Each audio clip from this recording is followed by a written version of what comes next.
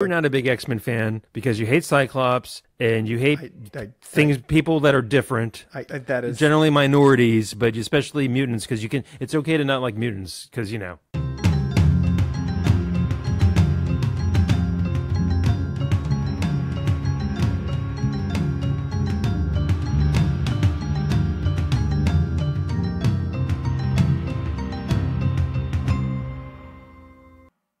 Hi there, and welcome to Hav and Charles Talk Comics, episode 2 of season 4. I am one of your hosts, Charles Herring, and I am here with my very good friend and partner here in this podcast, Javier Gonzalez. Hav, how you doing? Better now, Charles.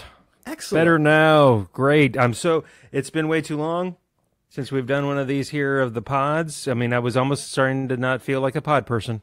Yeah, well, we all know you are kind of a pod person, although we are podcasters together. It really is odd because for the listeners, it will, if they're listening bi-weekly, it won't be any different time because we recorded that first one and then we waited a long time, and I waited a while to edit it, and because I was having trouble getting the editing done, and so it went out, and we've just delayed recording this one until, well, this is Tuesday and it's due out on Friday.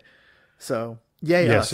Yay us, in that Charles is the one, as I always say, does all the heavy lifting that's going to somehow miraculously edit this bad boy and get it out to you, the faithful listener, presumably on time. But although, but if you don't get it out on time, Charles, nobody's going to begrudge you that, since it's a quick turnaround. I'm really not worried about it. It's not, quite honestly, it's not that difficult to edit these. It's just a matter of making myself sit down and do it. I know that sounds, but... You know, we all have that problem sometimes. It's okay, I got to sit down at the computer and actually do this. So. Well, and I do a lot better with deadlines. Like, until you said, and I was going to be ready to do the podcast this past Friday when we were going to do it. We're recording this on a Tuesday evening on April 23rd, I believe, or 22nd, 23rd. And we were going to do this last Friday, but then a good friend of ours, a mutual friend of ours, their kid's graduation party was moved to that Friday, so we postponed it. But up until that point, I just had not read because we didn't have a time definite to read. And then you said we're recording that Friday, and then all of a sudden I was like, "Ooh, shit's real." But you knew we had dropped the first episode of the season, so you kind of had to figure that we had to record sometime before the 2 weeks when the next one was due was up. Whatever. So I was procrastinating. I just want to say there were some serious context clues in that. Hey, what are you trying? What's the word on the street, Charles? What are they saying? I am not a street person, but I do think that it would be rather glaringly obvious if we're actively in the season that we do drop every 2 weeks. So if we've already dropped one, that we are really on the clock to record another one. That was a lot to say that I was procrastinating incredibly. And I do that on occasion in general on certain things. We all do, and it's not like you have not had some stuff to do these last 4 weeks. So I tease you. You're fine. I do want to do a little bit of housekeeping before housekeeping before we get started. Okay. Housekeeping. You want towel? I don't know why. I don't know why it cracked me up. We've been saying housekeeping forever. Actually, no, I don't think we have, but okay, not good. So we sometimes do this at mid-time, but we do have 2 pieces of mail that, yes. Yes! And as you know, Hav gets very, very excited about mail. So I thought I would lead the episode with this time. With the hopes that other people decide to write in. We would love it. Hav would love it in particular. He gets a whole lot of fun out of it. I like to do it because I like to read things to people. It makes me feel like I'm doing the news. So the first one, the name on it was Unpaid Intern Email. Dear Hav and Charles, longtime listener, fourth-time writer, and, well, not really a fan. I would love to read the beginning of a suspenseful thriller written by Hav. Prologue. What you are about to read is fiction, not because it is all made up, but because the narrator, who you think is the victim, turns out to be the killer. And just in case you haven't seen Star Wars, Darth Vader is Luke Skywalker's father. Also, Charles was wrong twice. Once when he referenced St. Petersburg, which Hav properly corrected him, saying in the comic that it was Stalingrad, and then Charles admitted his first mistake and said he was using the current name and not the older one. But St. Petersburg is the older name. They just changed it back during Russia's very brief flirtation with democracy before refinding authoritarianism. I suspect in the next few years they'll rename it Putinville, or the Russian equivalent. I'm looking forward to the rest of the new season, when I'm sure your mistakes and inanity will continue. I'm also looking forward to starting a JCTC Blue Sky account so I can mock you live on the internet again. Do either of you have a code to join? Just kidding. Anyone can join now. Excelsior! The unpaid former intern. Actually, I'm sorry, the former unpaid intern. I guess he's announcing that he no longer is associated with us. He's just going to do shit. Ah, okay. And I don't even know if it's a boy or girl. They do have a Blue Sky account now. They do. They do. And Hav and I have Blue Sky accounts. If any of y'all even know what Blue Sky is, it is a Twitter alternative with slightly less Nazis. Yeah. I say slightly less Nazis because percentage-wise, the percentage might not be as big a difference based on the very small user base of Blue Sky versus the large user base of Twitter. But yeah, there's a ton of Nazis on Twitter. Yes. What with being owned by a Nazi. And my handle is Havganzo on the Blue Sky. Yes. And mine is Herring Red. At just Herring Red. Just Herring Red. You look up Herring Red and you'll find me. I think the unpaid intern is adopted JCTC as the account. So JCTC. There you go. If you're interested. And I don't know why you would be. So we did get one from someone who actually cares about someone on the show. And that, based on this email, that someone is clearly me. So the name is Julie. And it says, "Hi, Charles. Here's a What Did Hav Do Now?" Oh, no. He's probably expecting this one. We watch a show called Is It Cake? It's a competition between bakers as to who can make the most realistic cakes realistic to the point that the cake fool judges into believing they are real and not cake. The cakes are actually set next to real items and often look identical. We were watching one episode where the contestants had to model cakes after various beach-going items. A contestant chose a ring-like flotation device.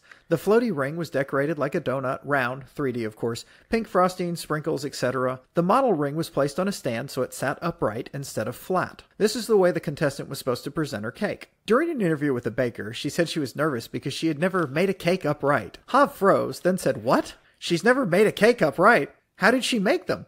I just looked at him waiting to see the light bulb goes off when he realized what he said, which was almost immediately. Hav had thought the contestants meant that she had never made a cake while sitting upright. How can she make a cake when she's not upright? Maybe she bakes like Michelangelo painted the Sistine Chapel on her back. It took a second for him to realize that she had never made a cake with a structure that stood up or was propped upright. So there it is. I'm interested to see how he remembers it. Thanks, Julie. I think, yes.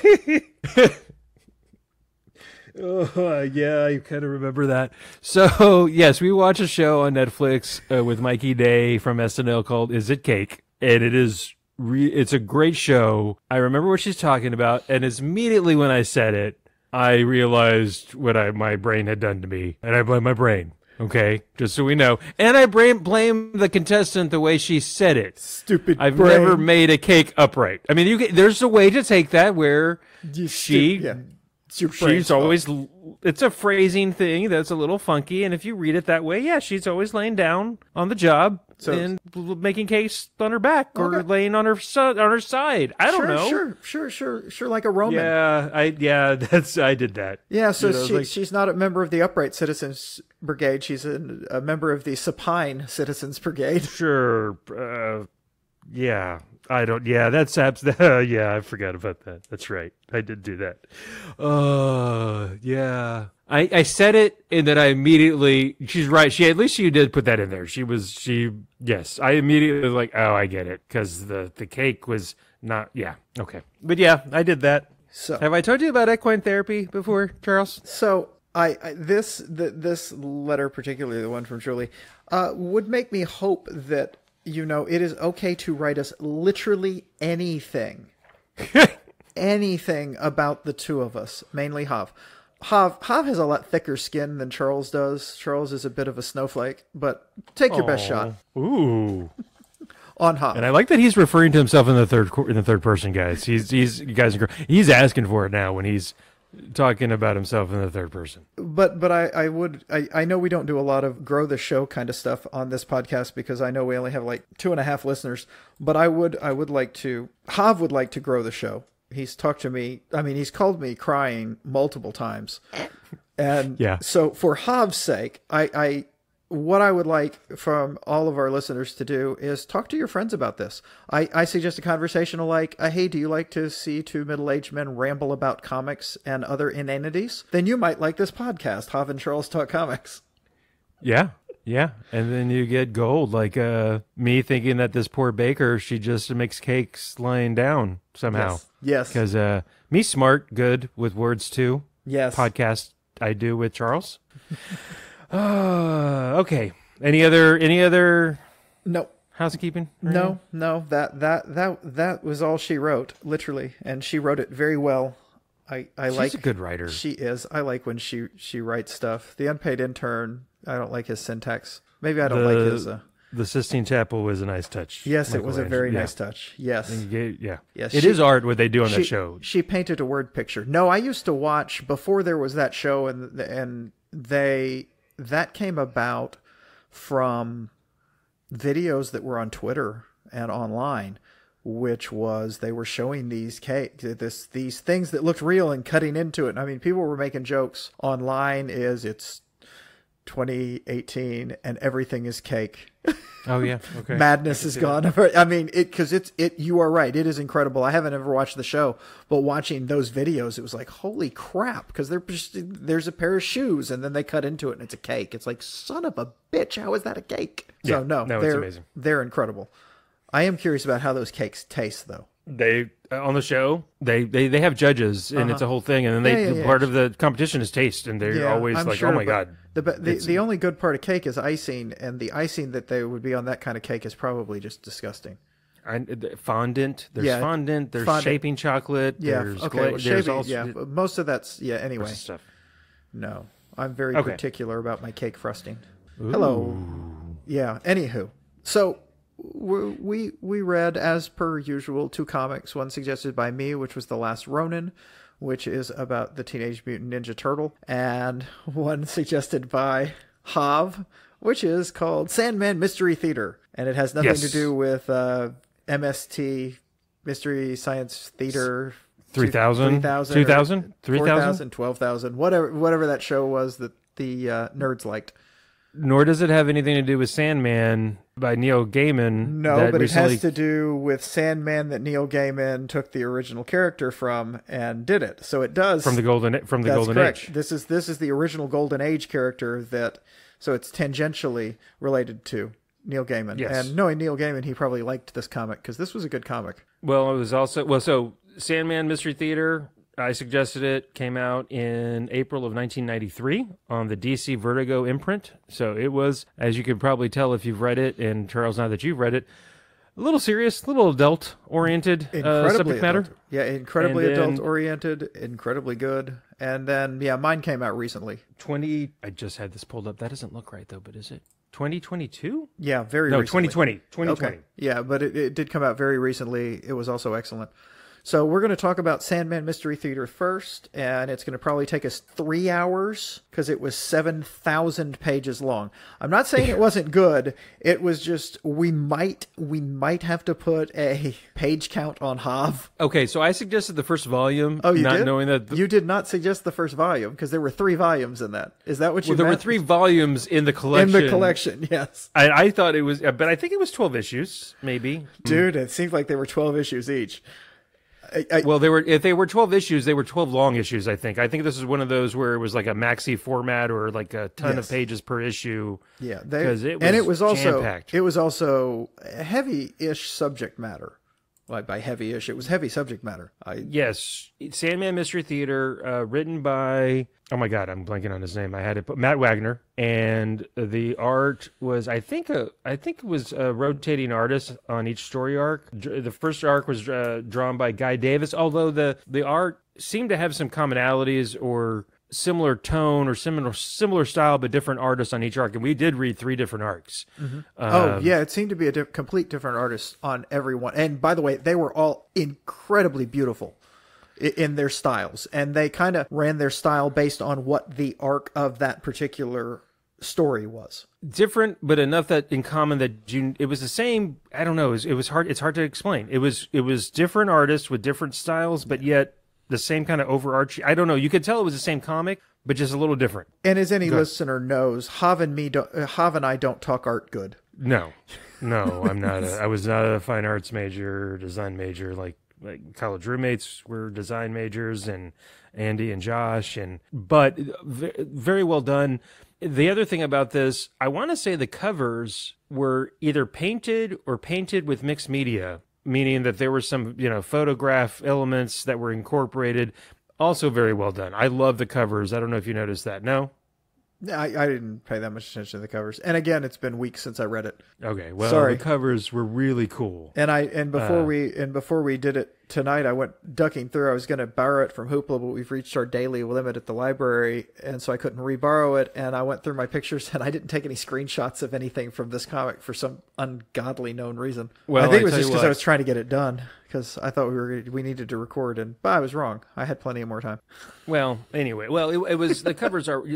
I'm looking at the covers now on the internets, and they were at least mixed media, if not photos mixed with art elements, artistic elements like paint, or just I don't know. They're just really cool. I'm good at the describing of the art. Okay. The first arc was the tarantula. Yeah. Okay. So let me just a little basic. Whatever synopsis. It is based on the Golden Age Sandman with his little spray gun that knocks people out because he is the Sandman that puts people to sleep. He is a masked Avenger that wears a gas mask, like a World War I era gas mask, and it's definitely set in the 30s. To me, it's Wesley Dodds. I think is Wes Dodds. Wesley Dodds is the name, the dude that's playing vigilante crime fighter at night. He is wealthy. He's got a butler. His butler's in on the thing you see at some point. Yeah, you can tell he's part of it, but he's not. The butler's not really much of a character. He's just in the background and clearly knows what's going on. But like at one point, he hands him his hat and jacket and gun and says, "Are you going out tonight, sir?" or something like that. Yeah. The reason I bring all that up, it's almost as if, and I'm sure they've done this in Batman, where they took a character from that era and said, okay, if what was going on in the 30s, if there was actually a pulp superhero, non-powered, dealing with serial killers and crime bosses and the underbelly of New York, this is what it would have been like. Not what we got from Golden Age comics. Oh, yeah. So it was cool. That's why I bring that up. It's because it is dark. It is Vertigo for a reason. It is no holds barred. You get into all sorts of. There's incest. There's racism. There's bloody killing. Yes. And yeah. So yeah, I guess you mentioned earlier. What did you think, Charles? I really liked it. It was very pulp. It was very pulp detective stories without the typical hard.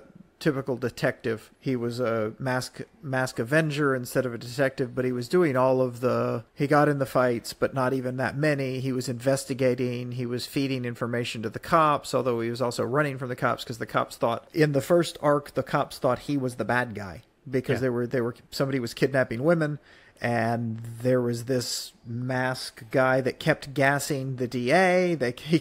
Because he would go and question these people, and then he would shoot his gas at them, and they would fall asleep, and then he would leave, and then they'd be groggy and feel bad, or he would gas them and then restrain them and question them. He did that with some bad guys, right? That was his. Yes. He would sneak in, gas them, and then talk to them. And he clearly has no powers. He's a mild-mannered businessman taking over his father's business, because his father had passed away, and his father was at World War II and came back shell-shocked, right? That was kind of the... Yeah, he was never the same. He was never the same. The mom died, I guess. Yeah, his mother had died. He's an interesting character, and he doesn't drink. He doesn't drink. He is friends with the district attorney, and the district attorney has a kind of a wild child daughter who's out drinking and carousing and having a good time, and her friend is kidnapped, and she is trying to investigate it, and she meets this man, and she's actually intrigued by him because he is not like any of the men that she dates, and he is clearly interested in her, but not really pursuing it in much because he has a mission. Yes, and you don't get a good... And look, I know that this series, Sandman Mystery Theater, is 70 issues long, by the way. So if you want more, go get you some. Oh, okay. I may actually read some more. It was I like the... You were right when you said this is noir, and it really was. It was very dark. It was very... The storylines were definitely pulp fiction mystery. Oh my gosh. Well, like the first arc in particular. Was it the first arc? Yeah. You find out that the whole kidnapping of the women and killing is all a cover because this rich mobster's daughter has been blackmailing him for his inheritance because he molested her. Yes. When she was a kid, but then she's still having sex with him. No, he's continuing to molest. I mean, it's fucked up. It's Chinatown. It's Chinatown thing. It was exactly a Chinatown thing. The second, oh my gosh. The second arc was reminded me of The Good Asian that we read, which came out. I mean, obviously, The Good Asian came out after this, but it's the same kind of pulp. Dealing with Chinatown being its own, it's literally Chinatown being its own New York thing, Chinatown, and they're self-governing. Yes. And you find out that Diane, the district attorney's daughter, had dated a law clerk. Yeah. Oh my God! They use every word. Oh yeah, no, they didn't for the Asian American. Well, again, and they use the N word. They use the S word. This was written in 1993. You said so. We were still. Oh yeah, it's okay to do this as long as we're doing it. We're doing it for art. We're doing it for art. It's like, well, settle down. You can. Now it seems to be more of the nod towards look. Second arc. You can work around that. Well, no, It's not even that because they did that in The Good Asian, but it was a Asian guy writing it. So you have that. Yeah. It's this is not some white dude just dropping the. I'm assuming. Yeah. You said it's I have Matt Wagner and Steven Seagal are white dudes. Well, and Matt Wagner, definitely a white dude. He's known for he did the comic book series. I don't know if they're independent. Grendel and Mage, M-A-G-E, both highly regarded. Okay. I've read a little of both, but it's been years. And the reason I started reading this a few years back on Twitter. This is before it, was bought by, what's his face, idiot Nazi guy, and everybody was raving about the Sandman Mystery Theaters, and everybody was just, I'm going to go back and revisit. And I was like, okay, this thing, how good can this thing be? Well, it's pretty good. It was. Especially for what it is. That niche of crime noir, superhero, golden age, but golden age, how it would have been had it really, been back then. What else? I'm trying to think what else. Oh, the second arc, The Face, Chinatown. Somebody's trying to start a war between two rival Chinatown clans, and it turns out, of course, to be just a whole thing. I forget. Well, no, wasn't it a guy who was part Chinese and hated it, or? That's right. Yeah, he was afraid he was going to get outed because he was from high society and he had a fair, like some ancestor, and he was afraid he was going to get outed as whatever which again was very much the Good Asian thing. Yeah. It reminded me of that. And again, I'm not saying the Good Asian took any of that. Again, these are basic pulp plots. No, absolutely. No, not that that's a bad thing. I mean, they say there's only like really 6 plots. I mean, there's more than that, but you know what I mean. It's just how you tell the story. The art in the second arc, by the way, still Matt Wagner writing it, was by John Watkiss. And so the first arc was 5 issues. The second arc was 4 issues. And then the third arc was 4 issues, so don't do the math on that. Was The Brute, where there's this big monster of a thing that's just kicking people's asses all up and down the New York City in dark alleys. And there's this fight promoter / entrepreneur that's trying to convince Wes Dodge to contribute or put up some of the money for an expedition to the South Pole, I think.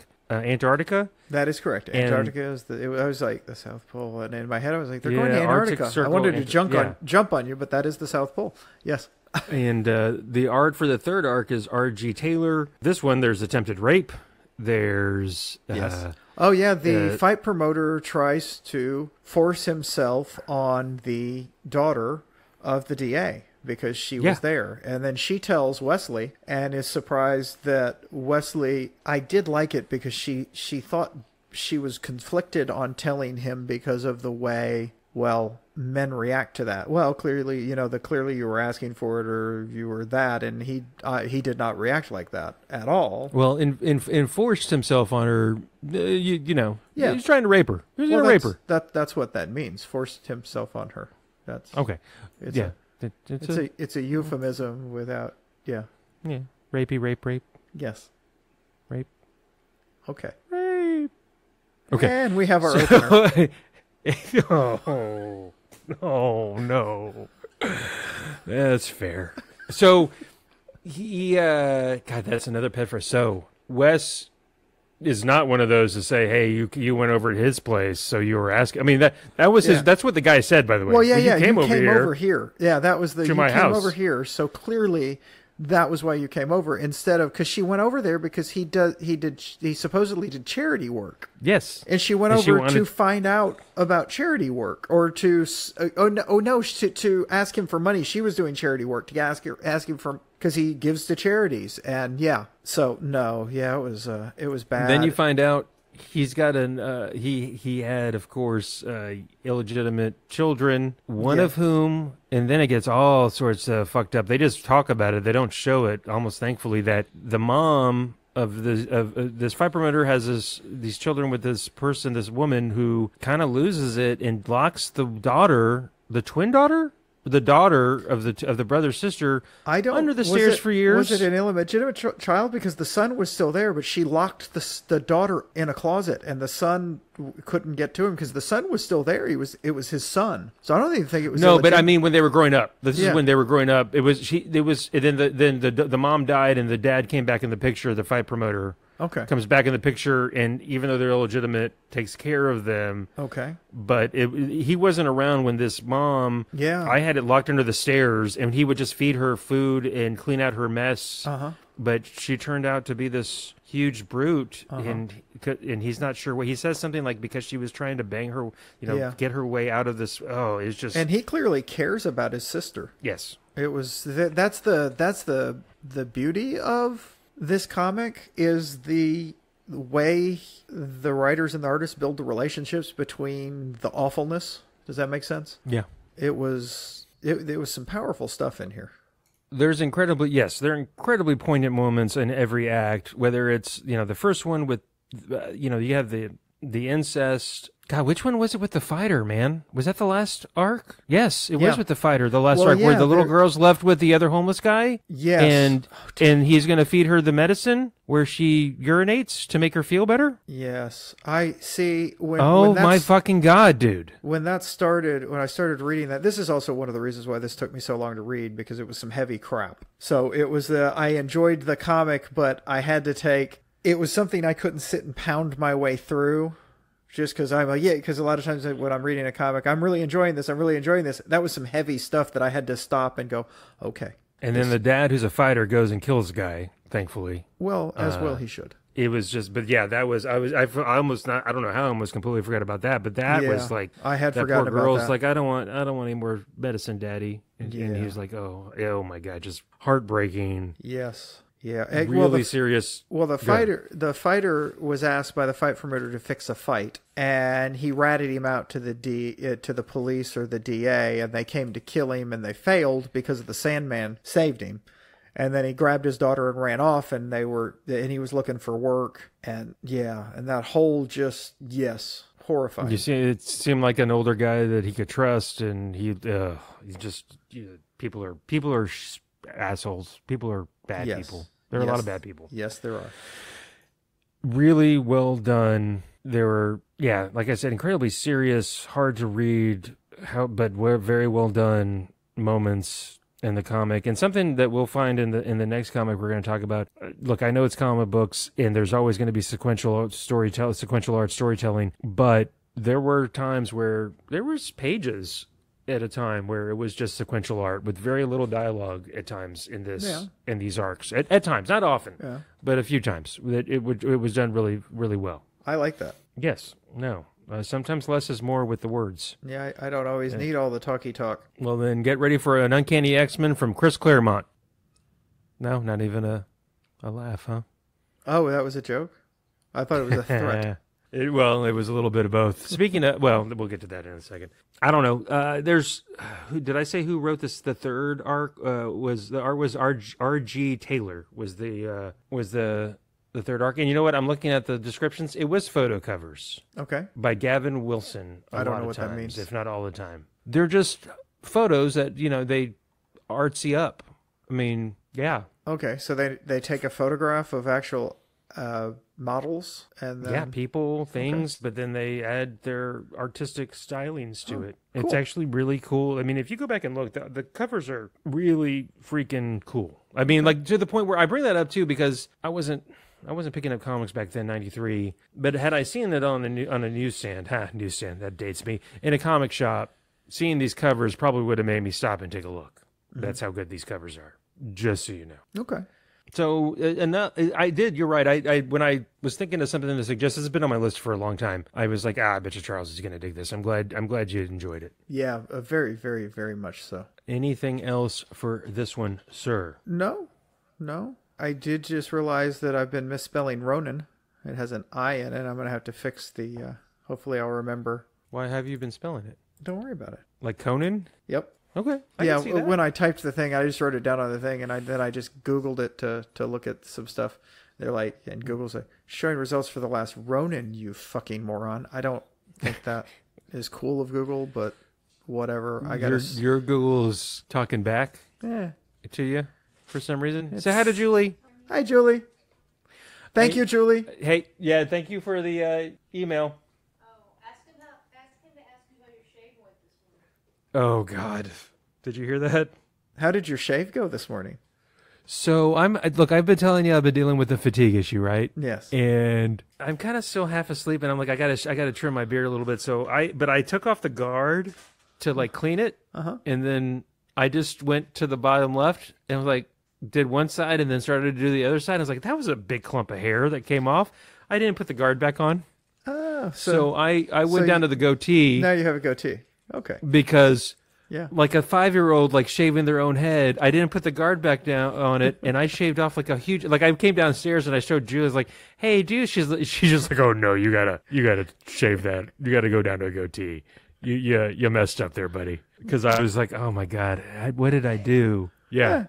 I did that. Literally, we've all done things like that, especially like in the morning when your brain's not working. So, what else is good? Before we move on to Teenage Mutant Ninja Turtles, me and you and Caesar were texting the other day. Speaking of Chris Claremont and the X-Men, the powers that be at Marvel and Kevin Feige have released X-Men 97, which is a continuation of the 90s cartoon from back in the day, the 90s. I'm thoroughly enjoying it. You're not a big X-Men fan because you hate Cyclops and you hate people that are different. That is generally minorities, but especially mutants, because it's okay to not like mutants because But no, I'm just encouraging you to watch it because I really do think it might be worth a special podcast. There, I'm going to go high voice. Okay, I'll hate watch it. Yeah, you will. I might enjoy it. I'm not prejudging it. I've thought about watching it. I'm waiting until it's all up before I watch it. I'll tell you what, it's no Harley Quinn or anything. Oh. It is very much still a soap opera. Well, yeah, no, I know what I'm getting into. It's all about a creepy old man wanting to fuck Jean Grey. Well, no, not necessarily this part of it. Oh, I don't know. 2 creepy old men wanting. I mean, Wolverine's an old man. Yeah, you know what? That's a good point. He is. No, Wolverine, this is with honestly, Wolverine's older than Charles Xavier. So that's true. Well, in this one, you'll see Madeline Pryor's involved. They're taking liberties with the comic book source material, but Scott's got to. I know, how dare they? They're getting into the Inferno Madeline Pryor being a clone of Jean Grey, Scott's conflicted, all the drama. Charles Xavier's in space with Lilandra, the Empress of the Shi'ar Empire. There's all sorts of things going on. Lots of ins and outs, Charles. It's awesome. Hooray! That sounds just something. Yeah. Okay. So Charles suggested we read Teenage Mutant Ninja Turtles: The Last Ronin, released by IDW in 2020. And I'll just go out on a limb and say I don't understand why people didn't like this. It was really well done. I'm joking. It was really good. Okay, I was like, I didn't read any reviews of it. And a matter of fact, they're going to make a movie. So out of this? Yeah. No, there was, I saw a few weeks ago, something came across my feed that was saying that it had been optioned for a movie. This arc, or just this whole story? Because I could see this being like a 2 or 3 this arc thing. The Last Ronin arc. Yeah. Oh my gosh, that's going to be freaking dark. Because let me say this. Oh, good.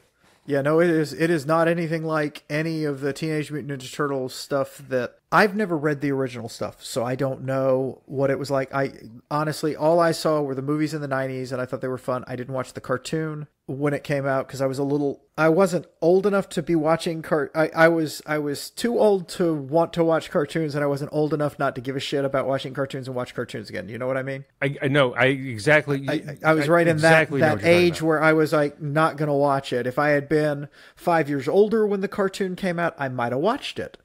Or if I'd have been 5 years younger. So it was no, that's a perfect example. My brother's 4 years younger than me. He was huge into the Turtles, Teenage Mutant Ninja Turtles. Patrick, and so I vicariously Patrick likes Teenage Mutant Ninja Turtles. He's 5.5 years younger than me, and he was really into it. I think I don't really know anything about Patrick. He's your younger brother. I lived with him for a while. I don't. We share parents and DNA. That's it. I've met his wife. She's great. Met the kid. They say I'm their uncle. I haven't seen any documentary proof of this. Oh no. They're definitely related to me. Okay. So if anybody's lived under a rock since like before the 1980s, Teenage Mutant Ninja Turtles was a huge deal. Teenage Mutant Ninja Turtles. Kevin Eastman and Peter Laird, like two buddies, came up with, and they're literally Teenage Mutant Ninja Turtles. Yes. It is. Just as a thing, let me see if I get this right. There was an accident in the street where a young kid got hit with radioactive goo and turned into Daredevil. That same radioactive goo went into the sewers, and there were 4 baby turtles and a rat, and they all got the radioactive goo, and it turned them into humanoids. That the rat learned to be a master ninja and then trained the 4 young turtles as master ninjas. Well, and it's funny you mentioned that their master, the Sensei Splinter, is based loosely on Daredevil's Sensei Stick. Yeah, yes. Well, no, they fight the Foot Clan. Yes. And instead of the hand. So it is they say this is an homage to Daredevil. It is the origins are similar. What they're doing is similar. What changes it all completely? Instead of a blind lawyer, they're Teenage Mutant Ninja Turtles. Yes, they're outstanding. It is a brilliant concept. It's fun. I watched recently the movie that had just come out, and I laughed my ass off to it. It's right. You said it was good. Yeah, I really, it was right up my alley. It cracked me up. I really liked it. I did not expect to like it that much, but I was just like, okay, it's fun. This is fun. This comic book is not fun. That's not true. It's also fun, but it is fun in a completely different way. It is literally the last one of the turtles that's left alive because the Foot has killed them all. Yes. And the leader of the Foot, not the lady and I don't know any of these people's names, so yeah, well, because Shredder was her dad, and then she had a kid. Yes, and I didn't read the comic books growing up. Yeah, go ahead. So it was Shredder, and then it was her and she had a son, and her son is now in charge, and she and the son managed to exterminate them all except for this one. Michelangelo. Shh, for fuck's sake. What? Again. So anyway, as it starts, you don't know. There's just one fucking turtle. It starts out and there's a turtle, and he is on a mission to kill the ruler of New York at this point. And you don't know which one. No, they do not. No, they don't. No, they don't. He's talking to Ralph. He says their names. He's talking to Leo and Raph. The only one that he doesn't talk to is himself, which is Michelangelo. Okay. He's saying their names I from swear the very beginning. That's not how. Again, it's been like 6 weeks since I read this. I'm pretty sure. Okay, I'm gonna reread this. And plus he meets April. Well, no, that's pretty deep into it. What I'm saying is at the very beginning, it's hard to tell that there's just one left. Anyway, so maybe you're right. Well, maybe I see. Okay, no, okay. I see what you're saying, but I thought you could tell pretty soon. Given how they're all in the shadows. I and really dark. didn't know which one it was for a while. So that was. Well, it's also called The Teenage Last Mutant Ninja Turtles: The Last Ronin, isn't it? Yes. So Ronin is like a solo warrior. So you kind of piece it together that he's the last. I know. I'm saying turtle left. I didn't know which one he was for a while. I didn't know which one was left.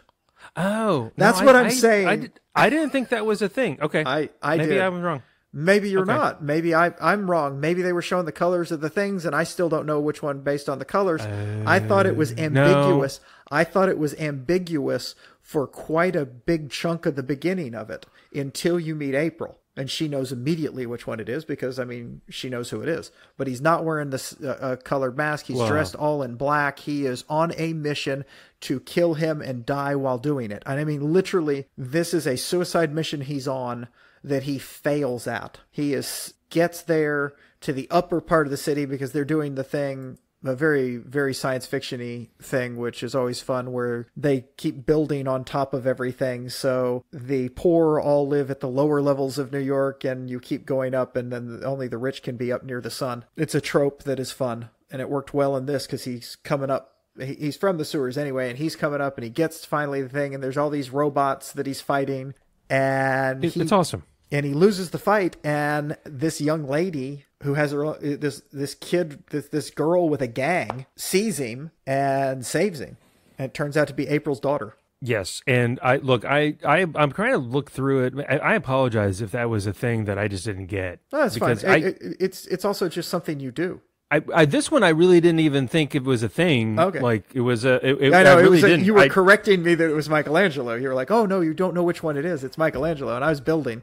So anyway. No. I really didn't. Because you know what? I guess maybe that I want to say that all happens in the first. It's only 5 issues long, by the way. Yeah. But I think by the end of the first issue, I think it's the reveal that it's Michelangelo because he meets April, and then that's the end of issue 1. Yes. I wasn't going to make it long. I just was going to set up the beginning of it, and then he meets April, and she knows it's Michelangelo. Anyway, so you find out also about April's daughter, Casey. Is that her name? The daughter? Possibly. Yes, Casey. That Casey's not your average teenager. She is also a mutant. And April's a scientist in this iteration, and they can only and there's so much that from apparently the original series. Because there's Professor Honeycutt, there's this guy that's a tech guy, that's a bad guy that lives on Roosevelt Island. That's all probably part of very well-known characters from the original series that, you get context for this Baxter Stockman dude that's a tech wizard on Roosevelt Island that's kind of helping the new head of the Foot clan. More than kinda. He's the only reason he's in all this, has most of this power is because all the tech he's using. Yeah. Well, no, you find out that April has deduced through testing Michelangelo's blood and then Casey's blood that just by virtue of her and her husband at the time being around them. Yes, being around the radioactive pets. Yes, the Ninja Turtles and Splinter, that Casey's part mutant in her blood, and she's got heightened reflexes, healing power, stronger, faster, better than your average teenage human person. Yeah, because she's not a mutant, she is a mutant. She's not a turtle. And she is a mutant. And yes, she's a teenage mutant ninja human girl. Yeah, human. Got it. And speaking of the sequential storytelling, sequential art storytelling. There's a bunch, not a bunch, but there's a good amount in this where it's just the fight sequences or them getting into certain parts of compounds and just so well done. It was really enjoyable. And as somebody that for whatever reason never thought to pick up, never really crossed my mind to go pick up a volume of. Have you ever just picked up a volume of Teenage Mutant Ninja Turtle anything? No. Me neither. I don't know why.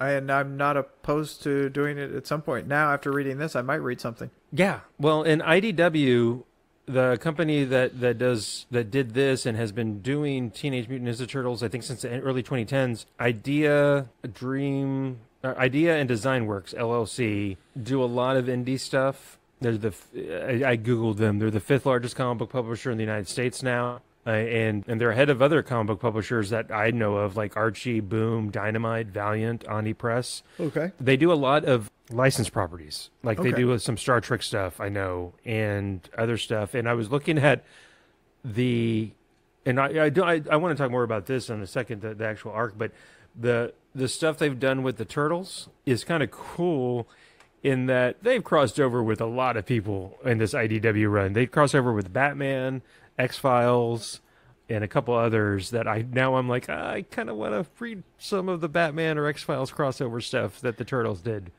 So, yeah. I want them to cross over with Daredevil. You know what? I'm kind of surprised. You know what? Yeah, Marvel doesn't do a lot of that kind of stuff. No, I guess they don't, do they? Okay. No, there's just so much. It was really, there's enough here. So like learning about the history of what had gone on before and these characters that were such a big deal in the proper series, apparently, just knowing that there's all this backstory that I have no clue about.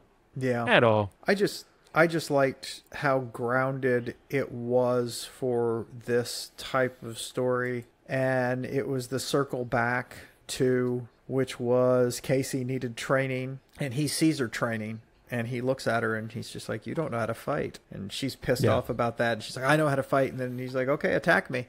And she can't she can't even get to him. It's just the classic master and apprentice scene where she's throwing a punch, and he's not even fighting back, just whoop, and then you're on the ground, and whoop, back and forth. It's just, I love that trope. It's always great that you think you know what you're doing and you absolutely do not know what you're doing. And then he starts to train her, and they all go to war. I mean, they do. They go to war because they go to take over Roosevelt Island to shut down everything. And Michelangelo goes after the guy just like he planned. And I have to say, I'm going to do you. It worked really well because he dies succeeding. Oh, yeah. And there's a beautiful screenshot of it with April in the rain weeping, saying goodbye, my sweet friend, while Casey is collapsed over Michelangelo's body. And it's great. It's not. It's poignant. It's a beautiful. You like seeing page. Him die. Just say it. You wanted. Page. You were cheering for the. You were cheering for the foot. Shut the fuck up. And the last part of it is a flat line on this page, and then you flip to the next page, and the flat line is there at the top, and it says, Mikey, wake up already, jeez. Yeah. And he opens his eyes to his three brothers going, you gonna sleep all day or what? Longest nap ever, bro. Hurry up, it's finally stopped raining. Yeah, we're heading up topside for some fresh air and training. Come on, we're already behind schedule. So it's just looped right back into... He had a dream earlier in the series about that, right? And he wakes up from the dream, didn't he? I don't quite remember. Forward? He's having a flash. He is partially. He's talking to his brothers all He's time. partially insane because they are talking to him the whole time and giving him shit. And you're making a mistake, bro. And they're insane PTSD. Yeah, everything. I mean, he's going through some shit. Yeah, he's gone through some shit. It helped him to be with April and Casey and train Casey to do it. And then it flips back to this timeline, which is April in the background and Casey over a terrarium with 4 turtles that says, hurry up and grow already. I've got so much cool stuff to teach you. So they're like they're going to make new Teenage Mutant Ninja Turtles. So, well, and going back to the beginning, do you remember after he fails in his one-man assault on the foot and trying to kill the leader, the little shit, Harito, Hiroto. He attempts the whole. Oh yeah, you he know, was going to do seppuku or yeah, that's what it's whichever. called. Seppuku. Okay. Yes, the whole death because Yes. of dishonor or I Yes. failed in my mission, and he does it, but April saves him. Yeah. And there was something else I was going to mention about that. Oh, I don't understand the whole thing with not Henshaw. There's a whole thing with that tech dude, the tech dude bad guy, and the computer that when they plug in it. You shall not pass. And I did not have time, or I didn't make the time to do the research to find out the significance of that character. No. But God, I want to know more about that too. I just didn't have, the time, or didn't make the time. It was really You probably freaking didn't well have the done. time. Had you told me I would have liked a Teenage Mutant Ninja Turtle comic book this much, I'm not sure I would have believed you. I'll be honest. I don't know why. And I selected it blind, man. I saw it come up in Hoopla as a suggestion for me, and then I read the synopsis, and I downloaded and started reading it, and I was like, okay, yeah, I'm going to do this. And it was like right before we recorded, because I was on the deadline of coming up with something new. And I haven't done, I have had such good luck of not read recommendations on our podcast. You have. I mean, because I did that with this. I did that with, what was one of the other ones I did it with? Was it something Root? Bitter Root? Bitter Root. Did you read Bitter Root? I had not read Bitter Root. Yeah, but That that was good. I wasn't as worried. This, I didn't even have any recommendations. That was one that Patton Oswalt, but Bitter Root was Patton Oswalt and a bunch of other comic readers that I respect for their taste were just absolutely fucking raving about. This one, nothing except it was on Hoopla, and I was just like, okay, I'm going to try it. Because it looked right up my alley on the, I love Ronins. That's right in my wheelhouse. Did you see the Keanu Reeves last Ronin? No, movie? I did not. No. Should I watch that? I have not, as much as I'm a Keanu Reeves fan, I have not seen that. I've heard, I think it's got a little bit of a cult following. I know it did not do well when it came out, and it's probably 10, 15 years old at this point, I would bet. It says 2010. Okay, well, there you go. What was that? Oh, no, that's not got. Oh, no, this is something. I think it's called The Last Ronin, or just Ronin. There was a movie Ronin with, De Niro or Pacino years ago. Well, this is. Anyways. Yeah, no. Another interesting thing, I don't know for sure, but I know this was plotted and written by Kevin Eastman and Peter Laird, the two original creators. And they had this idea a long time ago, according to the thing at the beginning of it. I noticed that the forward was done by Robert Rodriguez. Yes. The director, writer guy who's, I love a lot of his stuff that he's done. Yes. I love the pulpy thing he did with, not pulpy, Grindhouse, yes. Planet Terror. Okay. And then what's his face did Death Tarantino. Tarantino. I've seen the Tarantino part, but I haven't seen his part. Yeah, it's just so over the top. And of course he was, famously did, what's the vampire one with Clooney? And yes. Didn't he direct that one yes. too or something? And Desperado. And he had done the student film. So when he did the student film Il Mariachi, I was an undergrad. We were an undergrad. I was a sophomore in college. My roommate at the time was Robert Rodriguez, not the Robert Rodriguez, director. So when that hit, and then he got the big deal to do the movie, which eventually had Antonio Banderas and Selma Hayek, our phone started ringing off the hook because everybody knew he was or had been a UT student. And for like a week or two there, there is a Robert Rodriguez. It's not that Robert Rodriguez. It was kind of funny. Okay, I've told you this story about with your first cranial event when we mentioned it to Jim about that. He said, "Oh yeah, what's Hav's last name so I can pray for him?" That's right. And I got the biggest kick out of that, and it's become a running joke with Cindy and I about, well, when I say I'll pray for you, if we're texting back and forth, and she said, I say I'll pray for you. What's your last name? Because it's like just, well, one, God's going to know who you mean, but two, does saying Javier Gonzalez really narrow it down that much? Well, and you also have to have a doll that looks like me while you do it. There's a lot of ins and outs. It depends on where you're going with it. Yeah, it's just the whole. I need to know his last name in order to pray for him properly. And by Gonzalez, is that with a Z or an S? With the Gonzalez? Well, that's what I'm saying. I know there's a lot of guys named Javier Gonzalez, and I'm I don't not want to just be saying praying that, for the wrong guy. There's a lot of guys named Charles Herring. I don't got want God to get. There's a Charles Herring with a warrant out for him in Wichita Falls. I got a letter from the court about him. Oh, yeah. Hey, there you go.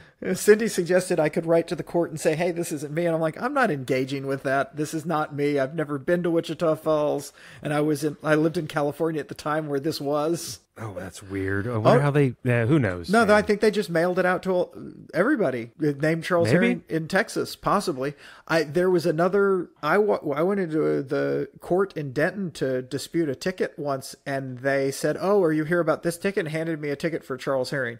I was like, that's not me. I mean, the guy was, they write like the height and the hair color, and I mean, the guy had brown hair, brown eyes. He was like 5'4". No, he was like 5'10", and they're like, I was like, this isn't me. They looked at it, they go, oh yeah, this isn't you. I'm like, I was like, we'll deal with the ticket that I got, not the ticket that you, I'm not multiple tickets. So yeah, I just found that amusing. That. Yeah, it always cracks me up. So this did so well. So yeah, the original creators were in on this. At least Peter Laird did the story. I remember reading, like, I think one of them sold his rights to the other, but for a good amount of money. Don't feel bad for him. The script was also done. So story and script, Kevin Eastman. Story, Peter Laird. Script, also Tom Waltz. The artists were Esau, Escorza, Isaac Escorza, Ben Bishop, and Kevin Eastman, the aforementioned creator. And look, just not to give short shrift them, letterer Sean Lee, colorist Luis Antonio Delgado, and editors Bobby Curro and RG Urena. So really well done comic. 5 issues, not too short, not too long in my opinion, just the right length. Left me wanting to know more. Yes. About the end of days for them when they met their fate. You get references. You see exactly how Splinter and Leo, I think, die in Japan. Yes, you do. And you get some of how the arrest died in the attack in New York and an explosion, but a good read, but a tough read. Well, there's Teenage Mutant Ninja Turtles: The Last Ronin Lost Years. Yep, I saw that. Came out, and I'm hoping that'll pop up on Hoopla, because I'll read that. That'll be fun. It was a really well done comic, and it does make me want to read more TMNT. Yes, I mean, look, there's so many crossovers. I'm sorry, no longer Teenage Mutant Ninja Turtles in 2023 crossover with Stranger Things. Oh dear God, no, I ain't gonna read any of that. There's a Teenage Mutant Ninja Turtles: The Last Ronin Lost Day special. Last Ronin 2 Re-Evolution in 2023 was announced. The series is going to come out. Okay, but then it's been released. The first issue was released March 6th of 2024. Okay. So just released. Yeah. I mean, look, I again, I don't know why I never thought to. I think because it was a cartoon and it was a cartoon for kids and my younger brother. Yeah. I never thought to go back and look at this because I have heard the source material. The original stuff was heavy, was serious, was clicking my pen a lot. God damn it, Charles, stop clicking the pen. Everybody can hear it. Sorry. No, you're right. Oh my gosh. I didn't say anything. I just held my pen up to the camera. I'm just upset at myself that I never thought to read a freaking Mutant Ninja Turtle comic book. Yeah, no. Well, but here, look at it this way. Now we have the opportunity to read Mutant Ninja Turtle comic books. Yeah. I never look at something and go, somebody said something I read something that struck me as a nice way to do it. A lot of people attack people when they hear they haven't read or watched a movie that they love and they think they should watch. That's what I do. That's exactly what I do. I'm well aware of that because you freak the fuck out when I say I haven't watched something. But they say... Yeah. And they said what you should say is, "Oh my God, I'm so happy! I'm so excited for you to get to experience that for the first time." And then I can hold your hand and we can watch it together or read it together. But I liked that because that's really what you're trying to do when you ask somebody, "Well, have you seen this?" You're trying to tell them, "Oh my God, you're so lucky! I wish I could read this for the first time again." Because think about that. Some of the stuff, wouldn't you like to go back and read it for the first time again? I mean, you might reread it or see stuff again for the first time. Yeah, just be like odd. Yeah. Well, some of it, I mean, there is no iteration of older me that would be as awed with Star Wars as 4-year-old me was. Sure, true. Well, no, I get know, you. but I mean, so some of these things, or however old I was when I saw Raiders of the Lost Ark, because that was the same. Because that came out, and I was like, I got to go see that, and I was like, oh, or as horrified with the betrayal of a movie as I was when the second Indiana Jones movie came out. The Temple of Doom. Yes. Temple of Doom. And you know what? I have not seen yet, or might not ever, the latest Indiana Jones movie. I haven't either. Yeah. I haven't either. I saw the Do we Crystal have- Skull ones once. Oh yeah, I saw it once, and I won't. No, we don't talk about that. I'll talk about the second one. I will talk about the second one. You and I watched the second one. We don't talk about Crystal Skull. There are some things. Now, you and I should get together and watch the newest one. Okay. Yeah, I would be willing to watch it. Time travel, right? It is? Oh God. I want to say it involves time travel, maybe. Okay, What I'm is out. it called? I don't know. I'm out, dude. Just even thinking that makes me out. I don't think it. I think it's flashback. I think what you're seeing. Maybe it's flash. Maybe, yeah, maybe I it's was like, I've not flashbacks. heard anything about that. There's a de-aged Harrison Ford in it. That's right. Okay, maybe that's what it is. No. Okay. I'm like, motherfucker. No, that would For have some been all reason, over the place. I thought there was time travel involved, but don't listen to me. I make stuff up too. Yeah. I'm pretty sure there's you know what? I'm pretty sure there's dinosaurs in it too. Okay. Yeah. Anyway, but yeah, we might should get together and watch that. And alter our minds a little bit while we do it. Ooh, the Teenage Mutant Ninja Turtles original series came out in 1984. It was 62 issues long. God, I didn't realize it was that long of a run. And that's interesting too. 1984. That was right in my. I'm surprised. Well, no, I didn't have a comic book shop hold on. I didn't have a comic book shop. I went to a science fiction bookstore in Richardson that had comic books, and there no one talked to me while I was in there. No one suggested comic books. No one mentioned a pull list. No one did anything. I just went in, I looked at the comic books, I bought my comic books, and I left. Now, I'm not the most outgoing person around strangers.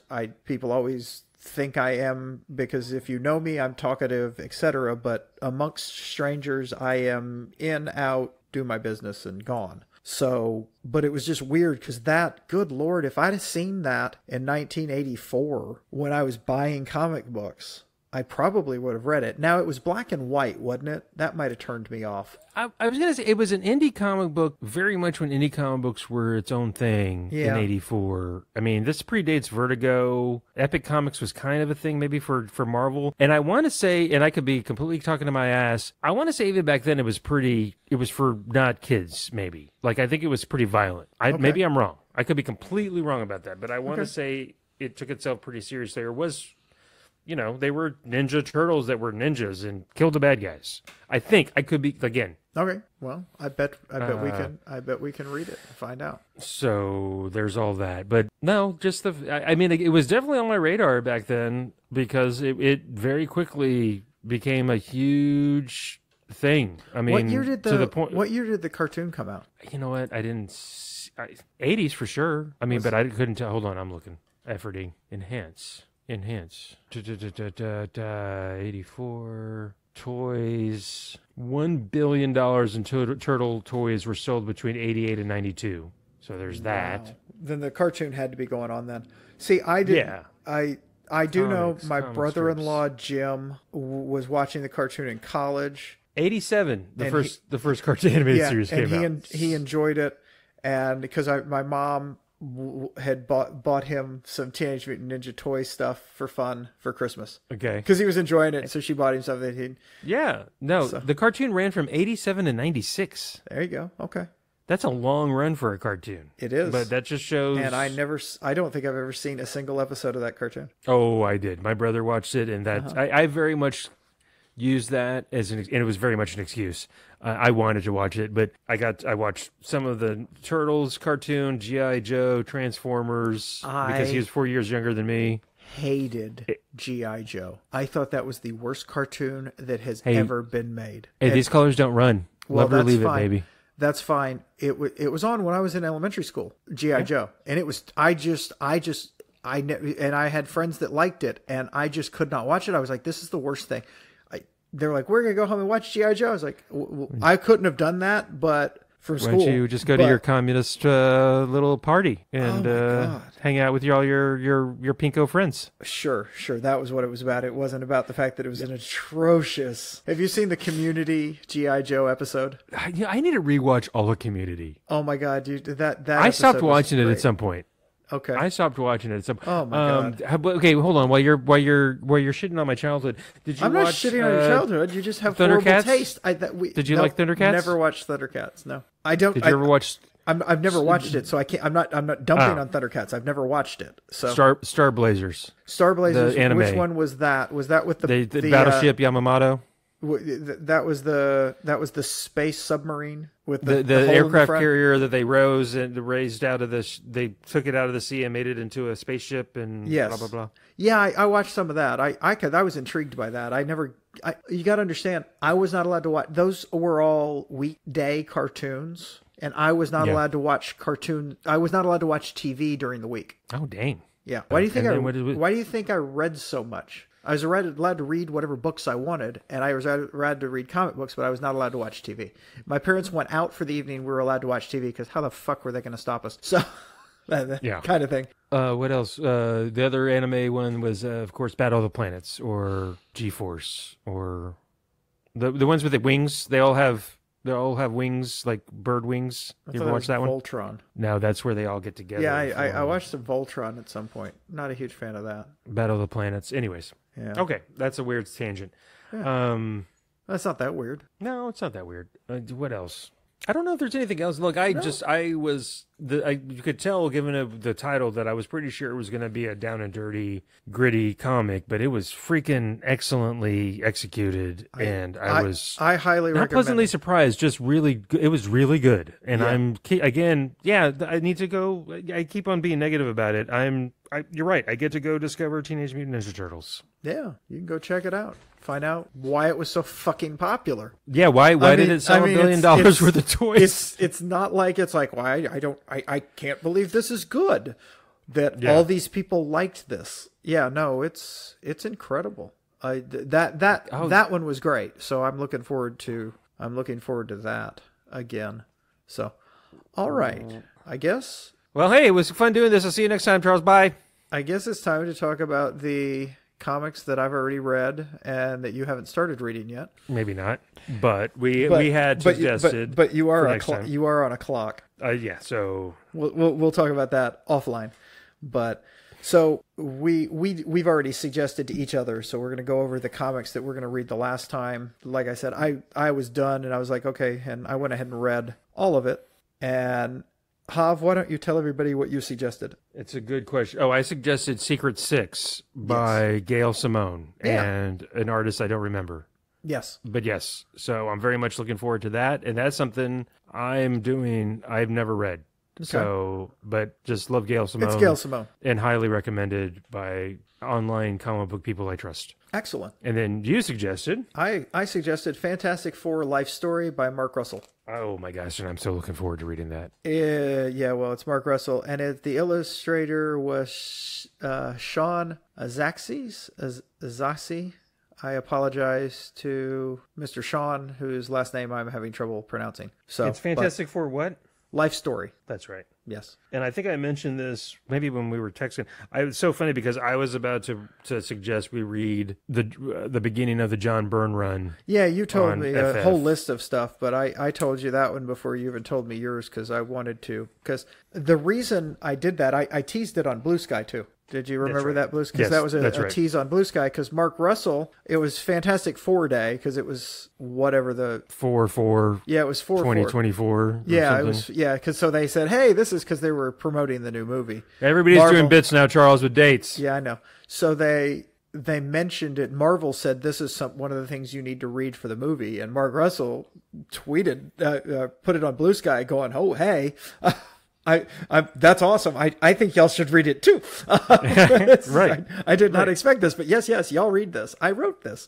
So I commented on Blue Sky. I quote tweeted his with the, hey, Hav, I was thinking about this recently for a different reason completely, i.e., I was going to suggest, I've been meaning to suggest this since I read it. and because I really liked it. There's also a Spider-Man life story, which was the first one they did, which we'll read at some point. Because the whole idea of this is kind of like the Genesis thing that they did with Superman and Batman, where they ran them as if they had normal lives. Oh, okay. That's this. This is what if the Fantastic Four were started when they started and how they aged into the 2000s. So it's life story. It's what if they were, and they did this with Marvels. Remember, Marvels was kind of aging the characters as they went on. So it's that idea, but it's a life story. And they did with the one with Spider-Man. They did it with this. I don't know if they've done it with others or if they're planning to, but they're excellent. Did Mark Russell do the Spider-Man? He did not. No, he did not. Do you remember who wrote it? I do not. And Mark Russell, unless my memory's failing me, this is the Mark Russell who did the Flintstones. Yes.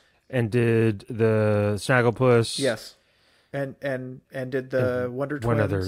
Wonder Twins. Those are the three. The Wonder Twins. Okay, so those are the three a pretty good track record for this dude. Yes. Okay. Absolutely. No, I've never read anything he's written that I did not really, really, really like, or if Good not to love. know. So. Okay. Well, hey, we got something to look forward to. Yeah. All righty then. Okay. Well, thank you very much, Hav. I enjoyed doing this tonight. Hopefully we can do this next week with the next one. Yeah, thank you, Charles, for, as always, doing the podcast with me, doing all the heavy lifting on the producing. As always, thank you to Patrick for doing the website and hey, even though it's been a little bit, the theme music to the pod. And thank you, everybody, for listening. I really appreciate it. Hope you guys enjoy it. Bye! Bye, everybody.